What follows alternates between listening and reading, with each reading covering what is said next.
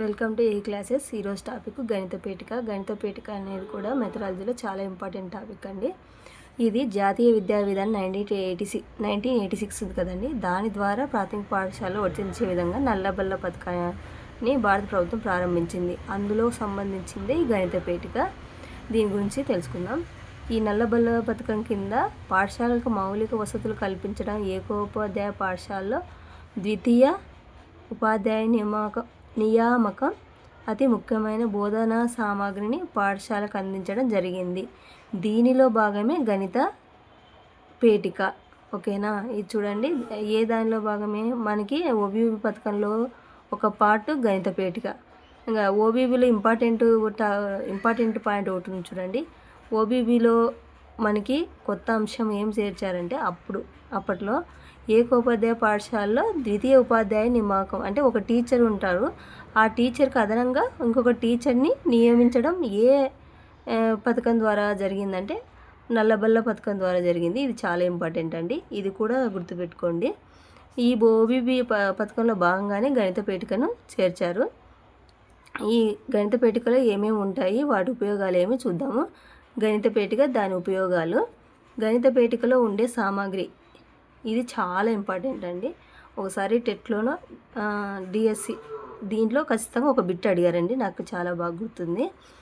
గణిత పీఠికలో ఉండే సామాగ్రి అని అడుక్కోకుండా గణిత పీఠికలో ఉండని సామాగ్రి అని ఇచ్చారు. పూసల చట్టం, డామినో కార్డుల, ఘనాకార కడ్డీలు, ఇలా వీటిలో ఉండేటివి ఇచ్చి ఒకటి లేని ఇచ్చారు. జియో బోర్డు అని ఇచ్చారండి. ఒక దాంట్లో జియో బోర్డు గణిత పీఠికలోని పరికరం కాదనమాట, ఉండే సామాగ్రి కాదు. కాబట్టి మనం అది ఏది కాదని తెలుసుకోవాలంటే ఫస్ట్ ఉండేటి తెలుసుకోవాలి. కాబట్టి ఫస్ట్ గణిత పీఠికలో ఉండే సామాగ్రి తెలుసుకుందాం. అంతకంటే ముందు నా చిన్న రిక్వెస్ట్ అండి, ఎహీ క్లాసెస్ మా ఛానల్ని సబ్స్క్రైబ్ చేసుకోండి ప్లీజ్. లైక్ చేయండి, షేర్ చేయండి. గణిత పీఠికలో ఉండే సామాగ్రి: పూసల చట్రం, డామినో కార్డులు, ఘనాకారపు కడ్డీలు, క్యూస్, నేపియర్ పట్టీలు, భిన్నాల చట్రం, జ్యామితీయ ఘనాకారాలు. చూడండి, ఇవి చాలా ఇంపార్టెంట్, ఇవి ఖచ్చితంగా గుర్తుపెట్టుకోవాలి. మీరు అందుకే ఒక చోట రాసుకోండి. నేను ఒక చోట రాసుకొని చూపిస్తున్నాను చూడండి. గణిత పీఠికలో ఉండే సామాగ్రి అని రాసుకున్నాను. 1 by 1 ఇలా రాసుకుంటే గుర్తుంటుంది. దీని దగ్గర మీరు షార్ట్గా దాని పిక్చర్ వేసుకున్నాక మీకు ఆటోమేటిక్గా గుర్తుండిపోతుంది.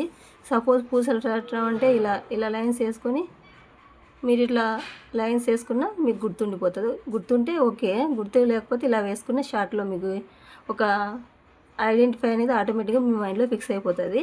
పూసల చట్రం, డామినో కార్డులు, ఘనాకారపు కడ్డీలు, క్యూస్, నేపియర్ పట్టీలు, నెక్స్ట్ భిన్నాల చట్రం, జ్యామితీయ ఘనాకారాలు, నేపియర్ పట్టీలు.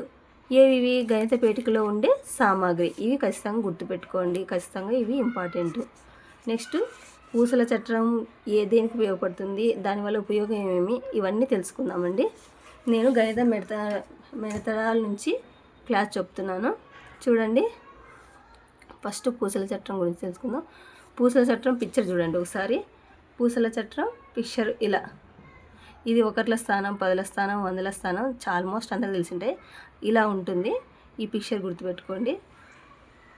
నెక్స్ట్ పూసల చట్రంలో ప్రతి కడ్డీలో 9 పూసలు మాత్రమే వేయవచ్చు. ఇది కూడా అడిగారండి, ఇది కూడా ఇంపార్టెంట్ బిట్. మీరు దీన్ని ఇలాగే గుర్తుపెట్టు. కొన్ని ఇంపార్టెంట్ పాయింట్స్ ఇక్కడ రాసుకోండి. 9 పూసలు మాత్రమే ఒక కడ్డీలో వేయగలము అని రాసుకోండి. ఇక్కడ అట్లా రాసుకుంటే మీకు బాగా గుర్తుంటుంది. ఒక కడ్డీలో ఎన్ని పూసలు వేయగలరు అని ఒక క్వశ్చన్ అడిగిన సందర్భాలున్నాయి కాబట్టి ఇది ఇంపార్టెంట్. ఒక కడ్డీలో మనం 9 పూసలు మాత్రమే వేయవచ్చు. 10వ పూస రాగానే ఆ సంఖ్య స్థాన విలువ మారి పక్క కడ్డీలో ఒక పూసగా మారిపోతుంది. కాబట్టి ఒక కడ్డీలో మనం ఎన్ని వేయగలమంటే 9 పూసలు మాత్రమే వేయగలము. ఇది ఇంపార్టెంట్. మళ్ళీ కాబట్టి కడ్డీలో 10 పూసలు బదులుగా తర్వాత కడ్డీలో మరొక పూసను వేయాలి. స్థాన విలువను బట్టి, ఇది ఇంపార్టెంట్ చూడండి, స్థాన విలువను బట్టి పూసల రంగు మారుతుంది. ఈ పూసల చట్రంలో సంకలనం ఇవి రాసుకోండి. పూసల చట్రంలో మనం ఏమేమి చేయవచ్చు అనేది కానీ ఉంటుంది. సంకలనం, వ్యవకలనం,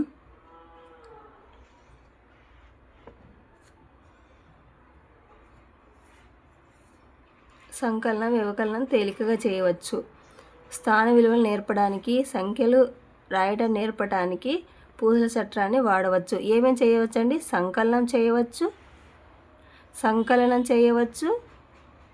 ప్లస్ వ్యవకలనం చేయవచ్చు.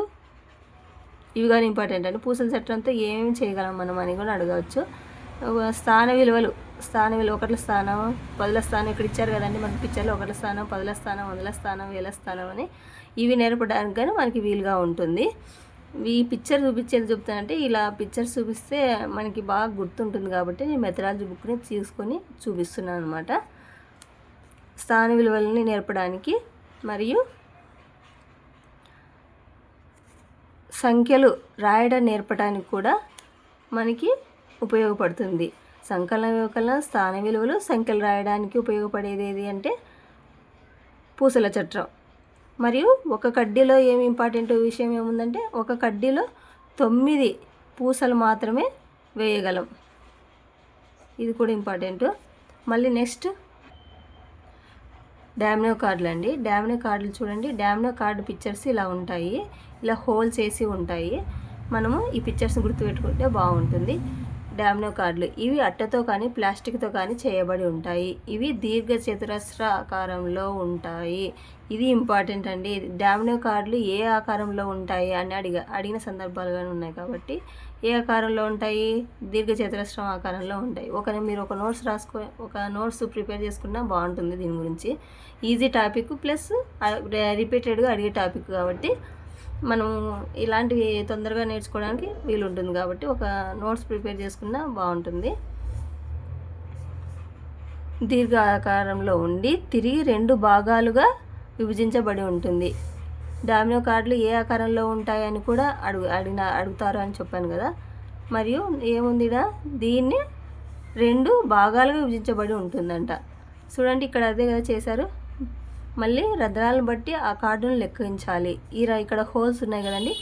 ఈ హోల్స్ని బట్టి మనం ఆ కార్డుని లెక్కించాల్సి వస్తుంది. ఈ కార్డులను పక్కనే ఉంచి సంఖ్యలను రాయవచ్చు. ఈ కార్డుపై ఉన్న రంధ్రాలను ఉపయోగించి సంకలనం, వ్యవకలనం ఇది ఇంపార్టెంట్ చూడండి. సంకలనం చేయవచ్చు, వ్యవకలనం చేయవచ్చు. వీటి ద్వారా జ్యామితీయ ఆకారం, దీర్ఘచతురస్రం గురించి బోధించవచ్చు. దీర్ఘచతురస్రం యొక్క పొడవు, వెడల్పు, చుట్టుకొలత, వైశాల్యాలు లెక్కించవచ్చు. ఇది ఇంపార్టెంట్ చూడండి. మనం ఏమేమి చేయవచ్చు? డామినో కార్డుల నుంచి సంకలనం, వ్యవకలనం అండ్ దీర్ఘచతురస్రం గురించి అంటే వీటి చుట్టుకొలత, దీని వైశాల్యము, పొడవు, వెడల్పు ఇలా అన్నీ మనము దీని గురించి ఈ డామినో కార్డుని ఉపయోగించి మనము తెలుపగలం అన్నమాట. ఇక్కడ చూడండి పిక్చర్ ఇచ్చారు. ఇలా ఎన్ని రంధ్రాలు ఉన్నాయో 4 డామినో కార్డ్ అని, 2 3 డామినో కార్డ్ అని అంటాం. డామినో రంధ్రాలపై మళ్ళీ నెక్స్ట్ డామినోపై రంధ్రాలేమీ లేకుంటే దాన్ని 0 డామినో కార్డు అంటారు. ఇది కూడా ఇంపార్టెంట్ అండి. ఒకసారి ఏమో అడిగారు, నాకు గుర్తుంది. డామినోపై రంధ్రాలు ఏమీ లేకుంటే దాన్ని ఏమంటారంటే 0 డామినో కార్డు అంటారు. డామినో కార్డులు ఇదేమి వద్దులేండి, మీకు అంత ఇంపార్టెంట్ కాదు. మళ్ళీ నెక్స్ట్ చూడండి ఘనాకారపు కడ్డీలు. చూడండి సంకలనం, వ్యవకలనము పూసల చట్రంలో చేశారు, ప్లస్ డామినో కార్డులో చేశారు. ఇలా కూడా అడగచ్చు. పూసల సంకలనం, వ్యవకలనం ఏ వాటిలో చేయగలుగుతారు, ఏ గణిత పేటిక సామాగ్రిలో చేయగలుగుతారు? డామినో కార్డులు, పూసల చట్రం, ఘనాకారపు కడ్డీలు, నేపియర్ పట్టీలు ఇలా కూడా అడగచ్చు. అవి ఖచ్చితంగా చూసుకోండి ఏవేవి వస్తాయో సంకలనం, వ్యవకలనం చేసేకి. అది కూడా ఒక పట్టిక తయారు చేసుకోండి. అట్లా కూడా అడిగే సందర్భాలు ఉన్నాయి కాబట్టి. ఘనాకారపు కడ్డీలు ఇవి 1 యూనిట్ కొలత నుంచి 10 యూనిట్ల కొలత వరకు ఉంటాయి. ప్రతి కొలతలోనూ 10 కడ్డీలు ఉంటాయి.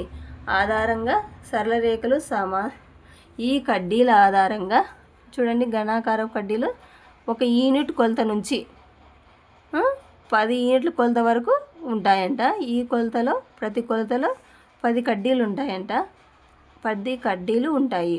ఈ కడ్డీల ఆధారంగా సరళ రేఖలు, సమాంతర రేఖలు చూడండి సరళ రేఖలు, సమాంతర రేఖలు ఇవన్నీ బోధించవచ్చు.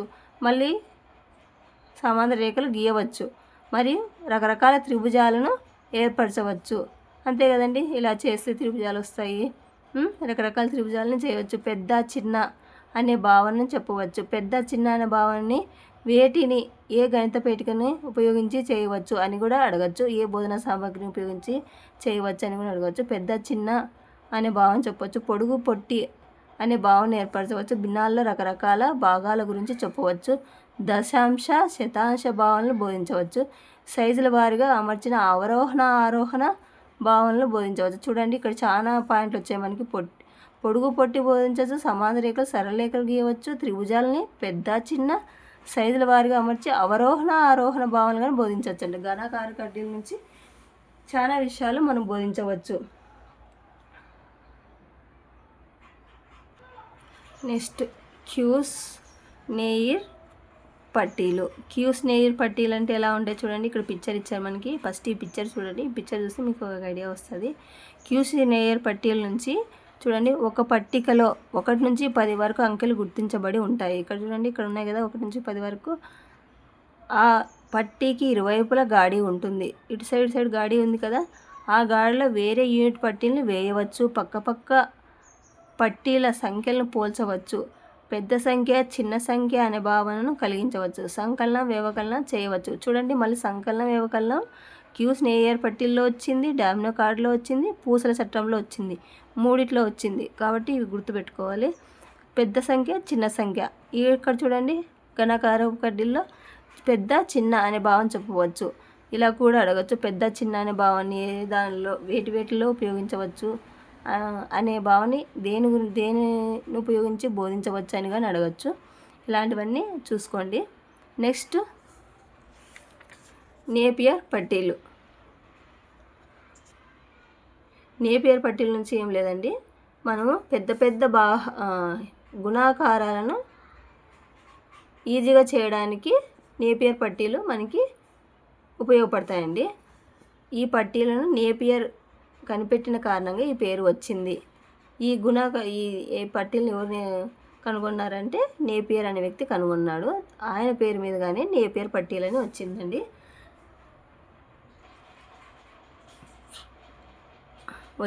ఈ పట్టీల సాయంతో గుణాకారాలు ఎంతో సులభంగా చేయవచ్చు. వీటిలో ఒక ప్రధాన పట్టీ 9 ఎక్కాల పట్టీలు ఉంటాయి. ఇవి పెద్ద గుణాకారాలు చేయడానికి చాలా ఈజీగా ఉంటుందండి. అదొకటి గుర్తుపెట్టుకోండి, చాలా ఇంపార్టెంట్. అదొకటి చూడండి, ఇలా చేయవచ్చు, ఈజీగా ఉంటుంది. నెక్స్ట్ భిన్నాల చట్రం. భిన్నాల చట్రం వృత్తాకారంలో ఉండి 10 భాగాలు చేయబడి ఉంటుంది. భిన్నాల చట్రం ఎలా ఉంటుందండి, ఇలా ఉండి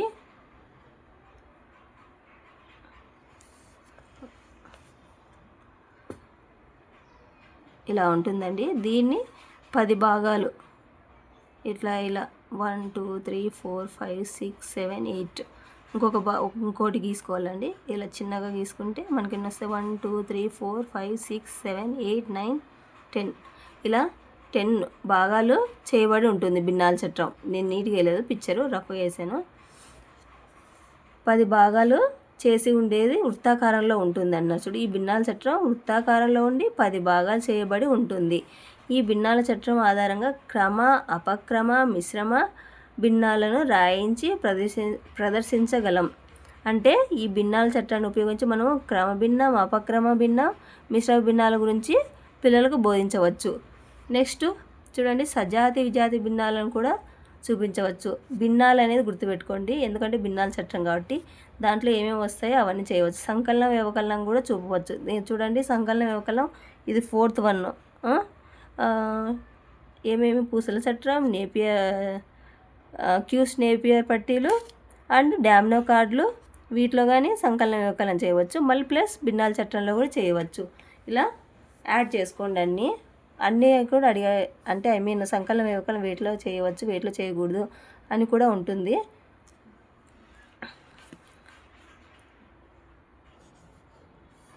హారం మళ్ళీ నెక్స్ట్ సంకలన వ్యవకలనం చూపవచ్చు. పెద్ద చిన్న భిన్నాలను పోల్చవచ్చు. హారం చిన్నదైన భిన్న విలువ పెరుగుతుందని ఇవన్నీ అండి భిన్నాలు గురించి చెప్పేదాన్ని భిన్నాల చట్రం అని. క్రమాపకన భిన్నాలు, మిశ్రమ భిన్నాలు. భిన్నాలు అనేది గుర్తుపెట్టుకోండి ఈ టాపిక్ భిన్నాల చట్టం గురించి. ఇదిగోండి ఇక్కడ ఇచ్చారు చూడు భిన్నాల చట్టం. ఇలా భిన్నాలు చెప్పడానికి ఈజీగా ఉంటుంది. మళ్ళీ నెక్స్ట్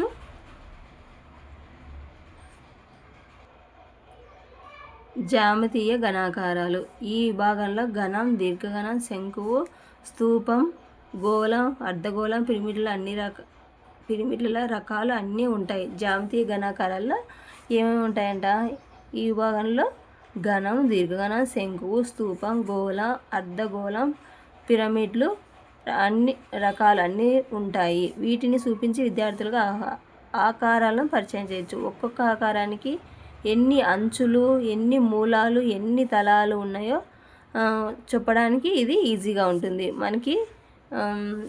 అవే అండి దీర్ఘఘనాలు ఉన్నాయి కదండి మనకి. ఇది ఘనం, దీర్ఘఘనం, శంకు వీటిని చూపించి వాళ్ళకి అంచులు అండి. వీటికి అంచులు ఇక 1, 2, 3 శీర్షాలు, అంచులు, తలాలు ఇవి ఉన్నాయి కదండి. ఇవి చెప్పడానికి ఈజీగా జ్యామితీయ ఘనాకారాలు ఉపయోగపడతాయండి. ఇవి గణిత పేటిక గురించి సంబంధించిన మ్యాటరు. ఇది కూడా చాలా ఇంపార్టెంట్, ఈజీ టాపిక్ ప్లస్ రిపీటెడ్గా అడుగుతున్న టాపిక్ కాబట్టి ఖచ్చితంగా గుర్తుపెట్టుకోండి.